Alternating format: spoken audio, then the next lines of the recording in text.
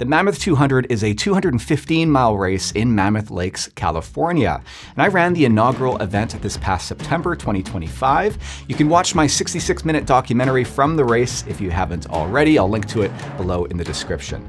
But now I'm going to talk about all of the gear that I used as well as my nutrition for the race in this episode of The Mudroom. Now I'm going to start by talking about my apparel before moving on to my pack and poles. I'll talk about my shoes, of course, as well as some other gear like my watch, headlamp, and sunglasses. I'll talk about my nutrition and hydration, and finally, the camera gear that I carried during the race as well. But first, some disclosures. Most of this gear was provided by the sponsors of the project and the film, which included Path Projects, Coros, Phoenix, and NAC. The only exception would have been the gear that I used from Salomon, although I was previously sponsored by Salomon for quite a few years, so just keep that in mind. And I will provide affiliate links in the description below for all of the gear that I talk about today. They don't cost you anything more, but it does help out the channel. Okay, so from the top, I wore the Saguaro hat from Path Projects. It's lightweight, breathable, really comfortable, it's durable, and machine washable, of course. I wore this for Badwater in the summer, as well as the Mammoth and Cocodona more recently. It's really my go-to hat. I've got a few of them. Can't recommend it highly enough. I then wore the Wadi tee from Path Projects. You would have seen me wearing a couple different colors, a white one as well as a black one. I think I might have changed my shirt a few times, which is something that I do like doing during a multi-day race if I can. Paired with the Moab arm sleeves. Now, you've probably heard me talk about these before. I helped develop these arm sleeves, and they really are, in my opinion, the best on the market. They're super durable. But they also have full coverage of the hands, which is really important for protection from the sun, whether you're in the desert or in the alpine, like at Mammoth, where we're quite high up, where there's higher UV rays. But the killer feature on these is the window on the wrist for your watch. So you don't have to pull them back to look at your watch, and yet you can still take advantage of that optical heart rate that most watches have, which you wouldn't have if you were to put it over top of your sleeves. And that window is on both sides, so whether you're a lefty or a righty, that'll work for you. Now for shorts, I wore the Sykes PX shorts from Path Projects. That's with the 7-inch inseam paired with their Lynx PD baseliner. This system is what I found really works the best for me to avoid chafing, especially for these really long events. I can then also change my baseliner more frequently if I want to, and likely just wear the same pair of shorts throughout the event. Again, same system I wore at Badwater and more recently for Cocodona. In fact, this basically was my running kit for all three of those events. My jacket, my hardshell, was the Salomon Bonatti waterproof jacket, which I mainly just wore as an insulating layer at night. And I did have the Bonatti waterproof pants just in case, although I didn't end up needing to use those at all. And probably no surprise, I carried everything in the Salomon Advanced Skin 12-liter pack. This really is the best pack, in my opinion, on the market, has been for years in terms of fit and durability and comfort and just overall value. It's really hard to beat this pack. It's got a big zippered pocket in the back, so it keeps everything really secure. It's got a pass-through here on the back as well, where you can carry a spare flask or things like gloves and anything you want to have quick access to. On the front, it's got two big zippered pockets as well as two quick stash pockets. So lots of room for nutrition as well as two pockets for your flasks as well.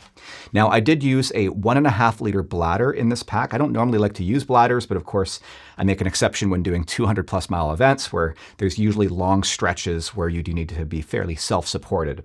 And then I also had, of course, two flasks up front. So typically I would carry my nutrition, my drink mix from NAC that I'll talk more about in the front, and then just water in that bladder in the back, as well as I had the Salomon XA filter cap stashed in the back as well, so I could pop that on one of my flasks in case I found water to filter along the way from creeks and rivers.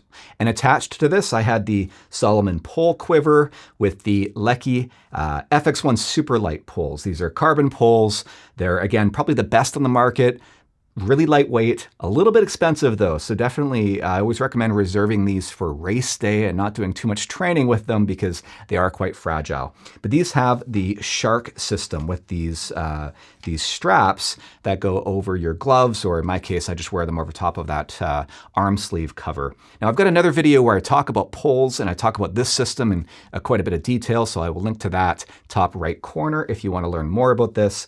But that Lecky Shark glove system really is a cool system. It gives you a lot more power with follow through. It's basically built on the Nordic ski pole system that's more commonly used. So more of an advanced thing than the traditional straps that would come with something like the Black Diamond Carbon Distance Z poles, but something to maybe graduate to for any newer runners who might want to up their game when it comes to their poling.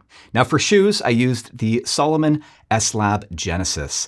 And these have been my go-to for all my longer events and for a lot of my training since the S-Lab Ultra 3s were discontinued.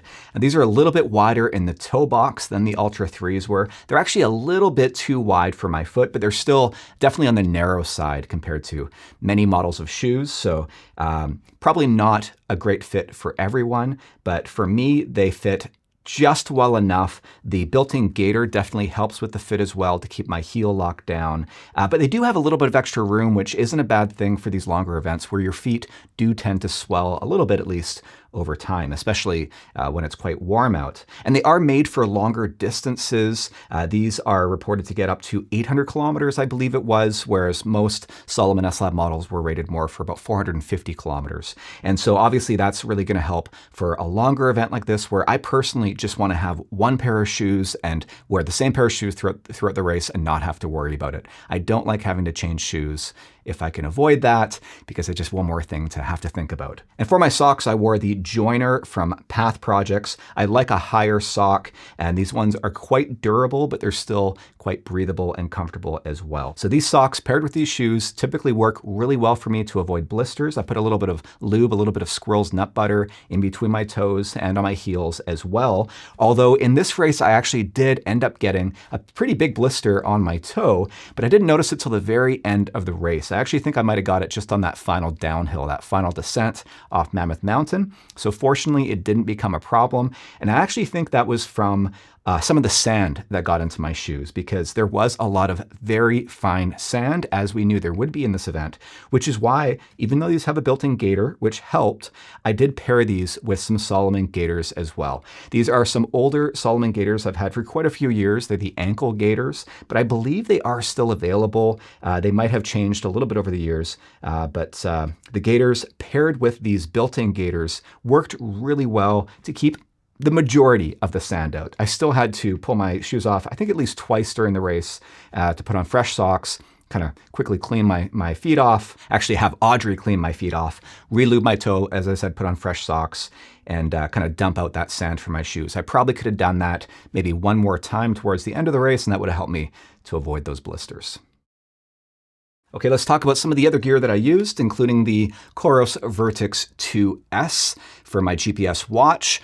This is dead right now, but you get the idea. And on this, I had the route loaded so that I could navigate, with turn-by-turn directions, but also so I could see the elevation profile, as well as to use waypoints for each of the aid stations. And that allowed me to see how much I had in terms of distance and elevation change to the next checkpoint, which is really great, especially if you are trying to ration your nutrition and fluids, or even just to pace yourself and to know how much further you have to go. Now, this battery can last for the duration of an event like the Mammoth, depending on the settings. And if you disable things like, say, the optical heart rate and maybe lower the resolution of the recording. But I want to keep everything at full resolution with all the sensors, so I did have to charge this once towards the end of the event. Now, my headlamp was from Fenix. This is the HM65RT. This is the newer version 2, but I've been basically using this, the original version, and now this version 2, for most of my big events for quite a few years. I think since UTMB back in 2022, when I first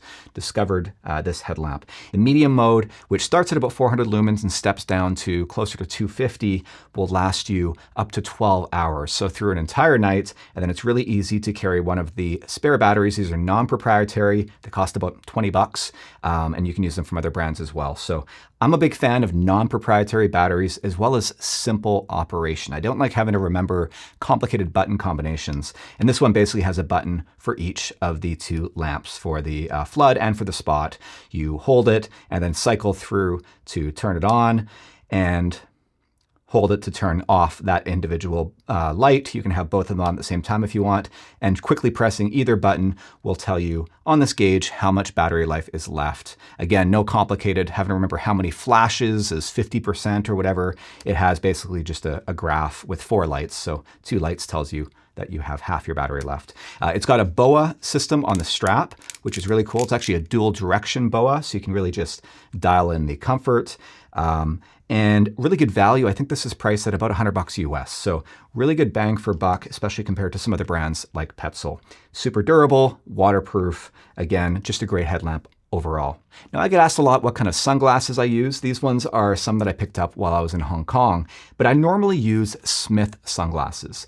They're definitely on the more expensive end, but I think you get what you pay for when it comes to sunglasses. You want good optics, you want to avoid distortion, and above all, you need good UV protection, or else what's the point? And even though if you're like me, you probably do tend to lose them and I guess break them as well. When you are wearing them, you want them to work. So unfortunately, sunglasses are something that I think you just have to invest in. Now, there was a little bit of other required mandatory gear. The race provided spot trackers that we had to attach to our shoulder. That was for the tracking and for safety as well. We had to carry our phone with the route loaded on it and for emergencies. I typically carry my phone to shoot some video with as well anyway.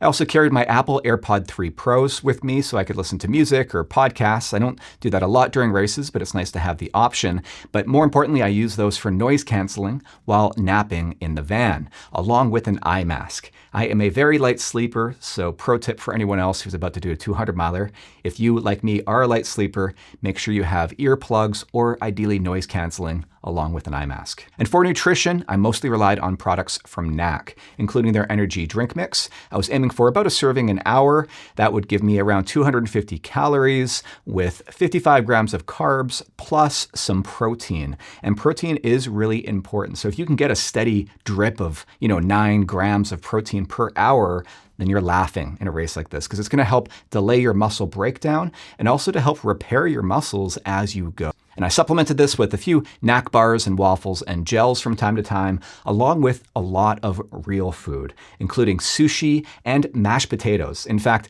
I really discovered a love for mashed potatoes during this race. We started getting those from all of the aid stations whenever we could. Audrey would have them ready for me. And I then carried that strategy into Cocodona more recently. I just find that mashed potatoes go down really well. I can really shovel them into my face and they go down really easily when other food just doesn't seem palatable anymore. I typically use caffeine pills to get me through the night. I started with these maybe halfway through night 1.